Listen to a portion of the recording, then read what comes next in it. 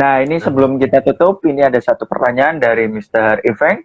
Gimana cara mengatasi kemalasan? Terkadang saya udah melangkah, tapi di tengah-tengah merasakan bosan dan malas. Mohon pencerahannya. Monggo nih, Mas Endra.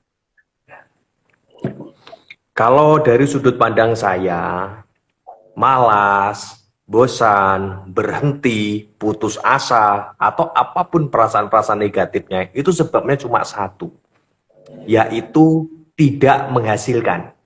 Coba Hmm. bayangkan, kalau di aktivitas apapun, kita dapat penghasilan.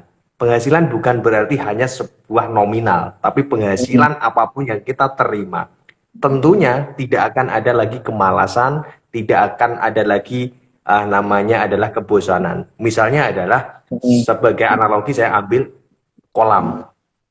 Kalau setiap kita memancing, kita mendapatkan ikan, apalagi ikannya yang besar, pasti kita akan nyaman di situ. Apalagi kita hobi mancing, pasti kita lebih nyaman di situ, nggak akan ada bosannya.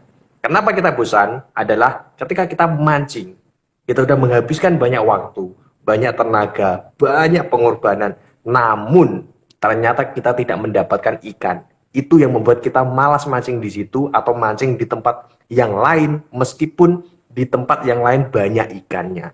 Jadi yang pertama, untuk mengatasi malas dan lain sebagainya, kita lihat diri kita sendiri dulu. Kita nyaman nggak mancing di kolam itu?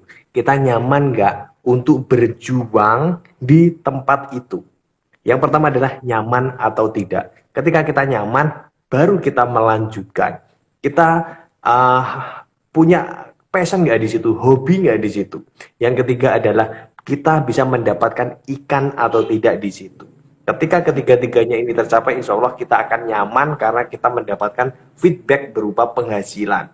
Apa yang Hmm. bisa kita terima. Intinya seperti itu. Jadi kalau masih ada kemalasan, ada rasa bosan dan lain sebagainya, dilihat dulu apakah teman-teman yakin di situ banyak ikannya. Kalau tidak banyak ikannya, mending mencari kolam yang lain yang banyak ikannya, dan kita belajar ikan apa yang ada di situ dan umpan apa yang bisa menarik perhatian ikan di situ. Kolam yang tepat, alat yang tepat, maka kita juga akan menghasilkan hasil yang tepat pula. Itu, coach. Keren, Mungkin bisa menambahkan, keren. monggo.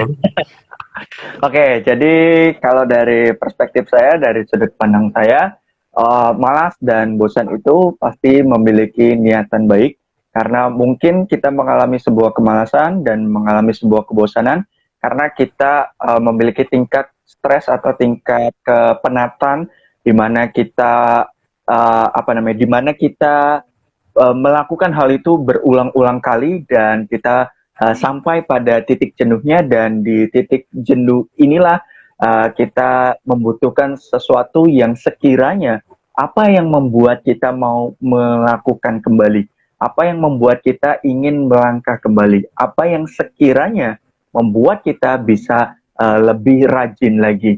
Nah, kalau kita sudah mengetahui sumber-sumber tadi, maka kepenatan tersebut akan berubah menjadi sumber semangat yang baru. Kepenatan itu akan berubah menjadi sumber energi yang baru. Nah, energi ini bisa kita maksimalkan, bisa kita upayakan semaksimal mungkin agar kita mencapai ke kondisi-kondisi ideal kita. Malas dan uh, apa namanya Bosan.